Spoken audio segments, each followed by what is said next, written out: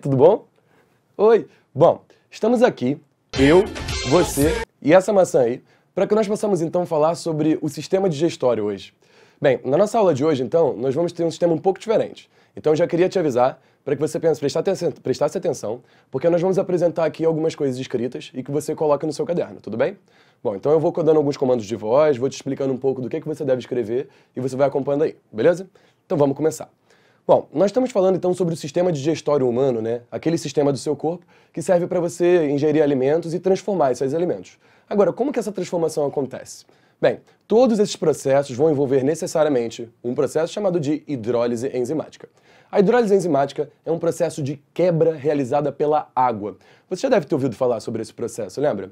Bom, é muito importante você lembrar que quem faz as quebras no processo digestório é a molécula de água, e não as enzimas. É muito comum, por exemplo, falarmos assim, uma enzima chega e quebra alguma coisa, a enzima vai lá e quebra. A enzima não quebra nada, a enzima só catalisa o processo de quebra. A enzima acelera essa reação química, você lembra? Então a água age e a enzima acelera, beleza?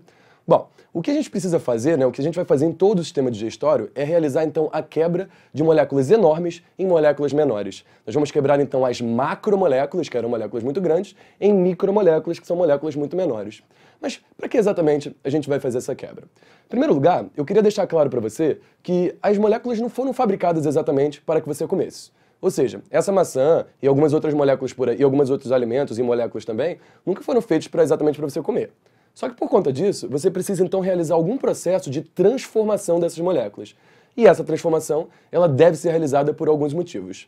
Para que exatamente, então, nós vamos realizar essa quebra? Vamos lá. O primeiro motivo é que facilitar, é transformar esse elemento em alguma coisa menor, em alguma coisa pequena, para que entre nas suas células. Você lembra que você já deve ter ouvido falar sobre os 4 grupos de moléculas orgânicas?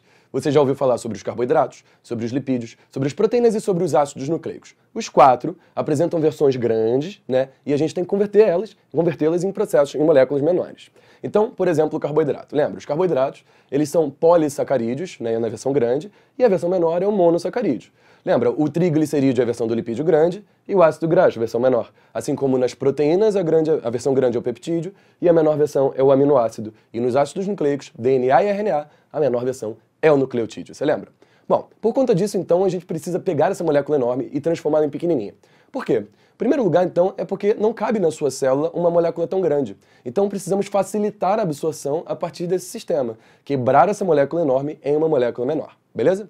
Bom, o segundo ponto é o seguinte, precisamos transformar esses blocos grandes de moléculas em blocos menores para que você possa aproveitar esses blocos menores e transformá-los nos seus próprios blocos. Como assim? É como se você tivesse várias peças de um joguinho de montar, por exemplo, e ao invés de você adquirir as peças, você adquirisse já um sistema todo montado, que são as moléculas dos organismos que você come. Você pode aproveitar já essas moléculas prontas do jeito que elas são? Você não pode fazer isso. Por exemplo, as proteínas de um boi são o que dão a característica de um boi. As suas proteínas são as proteínas que dão as suas características. Se por acaso você comesse a proteína do boi e ficasse só com a proteína do boi mesmo, você ia ficar com cara de boi. Será que você tá com cara de boi? Não tá, né? Bom, então o pessoal que come carne normalmente faz o quê? Come a proteína do boi, pega aquela proteína que é uma sequência de aminoácidos, hidrolisa e consegue converter ali em aminoácidos. Com esses bloquinhos, que são os aminoácidos, você pode construir as suas próprias proteínas. Olha que máximo, viu? Então, é por aí que a gente pensa, então, nessa ideia de síntese de novos polímeros. Você precisa quebrar polímeros enormes para conseguir monômeros e usar esses monômeros para construir suas próprias moléculas, beleza? Bom, o terceiro motivo, então, é evitar as reações imunes. Pensa no seguinte, que moléculas que não fazem parte do seu corpo, em geral, quando você ingere essa molécula, ela tende a gerar uma reação imunológica. E aí, você pode pensar isso em várias situações, mas se você, aquela história do corpo estranho, se algum corpo estranho entra no seu organismo, ele desperta uma reação imunológica.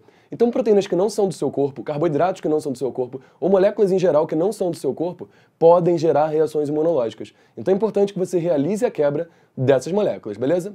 Bom, enquanto nós conversamos sobre isso, todo esse processo da digestão, ele já está acontecendo. E a partir disso, então, nós vamos começar esse processo. Será que você consegue ir junto comigo? Eu acho que eu estava pensando da gente ir...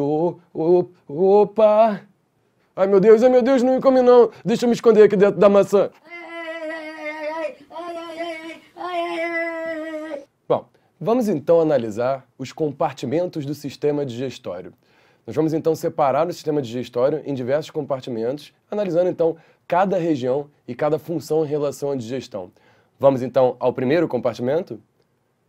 Bom, estamos aqui na boca, né? E você já deve ter ouvido falar dela. Na verdade, acho que você usa ela todo dia.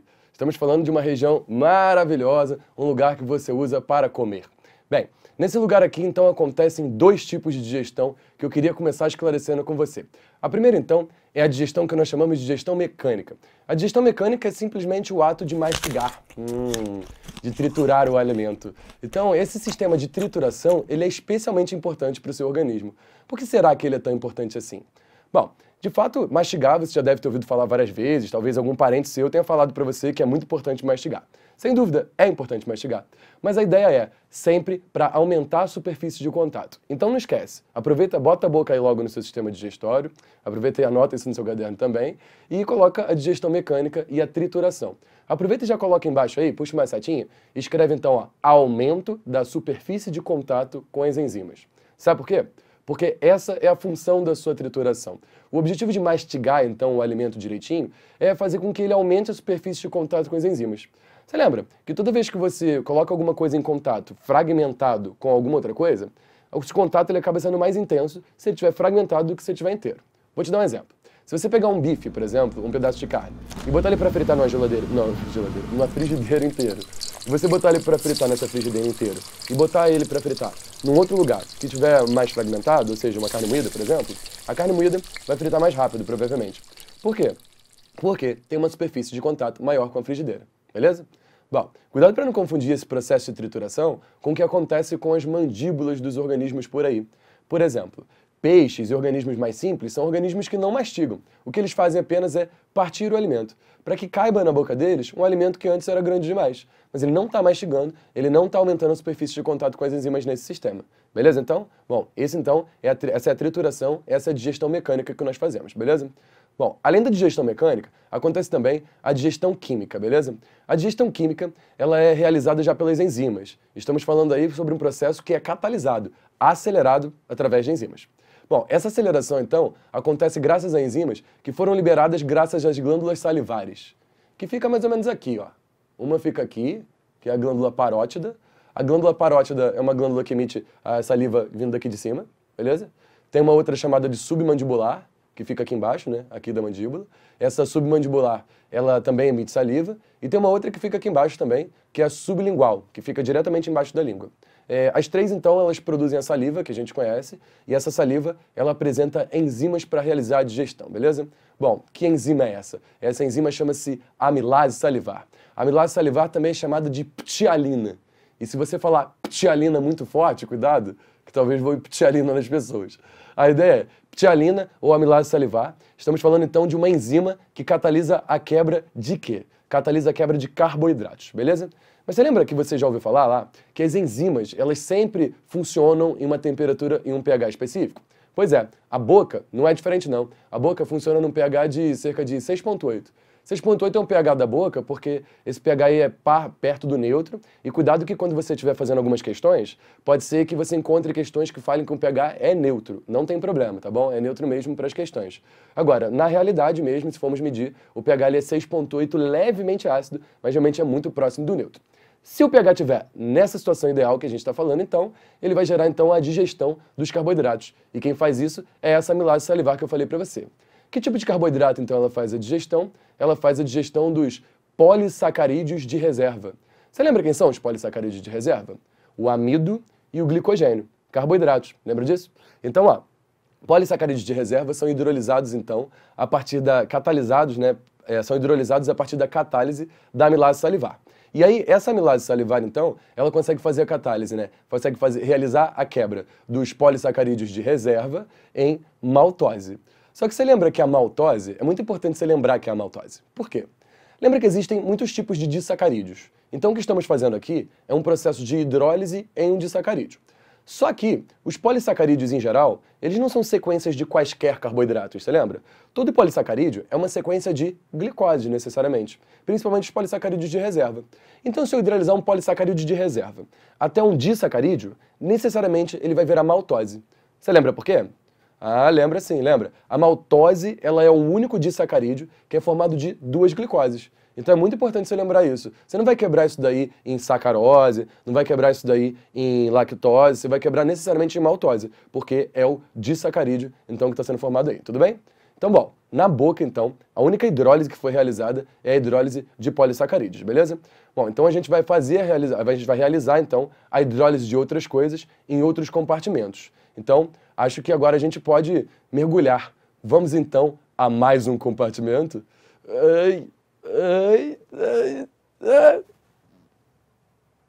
Bom, estamos falando agora sobre o que vai acontecer logo depois da boca. A boca, então, vai ingerir o alimento e depois da deglutição, né, durante a deglutição, perdão, a boca vai atravessar, então, um lugar chamado de faringe. A faringe também é chamada de garganta, o lugar, então, em que foi realizada a deglutição. A deglutição é um ato voluntário, você faz porque você quer. E essa deglutição, então, serve para jogar o alimento para baixo. O alimento, então, vai se digerir até o esôfago nesse processo. Sendo que no esôfago, ali, toda a digestão vai se tornar completamente involuntária a partir de então. Então, por conta disso, essa foi a última porção voluntária do sistema, beleza?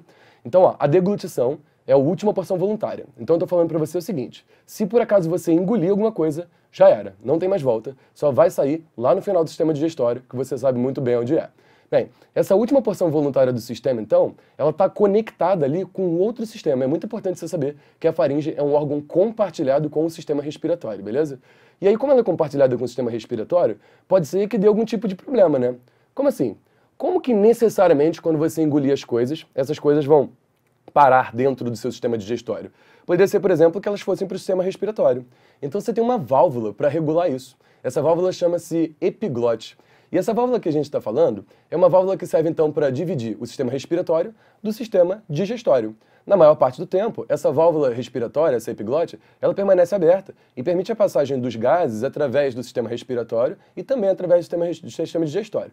Mas, uma vez que você faz o processo de deglutição, uma vez que você engole, a epiglote tampa o sistema respiratório e você só consegue passar o alimento através do seu sistema digestório. Faz o experimento aí, mas não faz muitas vezes não, que pode te machucar. Tenta engolir e respirar ao mesmo tempo. Não dá. Por quê? Porque a respiração ela é bloqueada durante esse processo de deglutição. Tudo bem? Bom, como eu falei antes para você, então, né, uma outra parte também importante é o esôfago, que vem logo depois dessa faringe. E ali acontecem, então, todos os movimentos, começam todos os movimentos que são completamente involuntários. Então, essa porção involuntária inicial. É ali que começam os movimentos chamados de movimentos peristálticos, beleza? E aí você usa essa informação, né, esses movimentos peristálticos, para colocar no seu caderno também.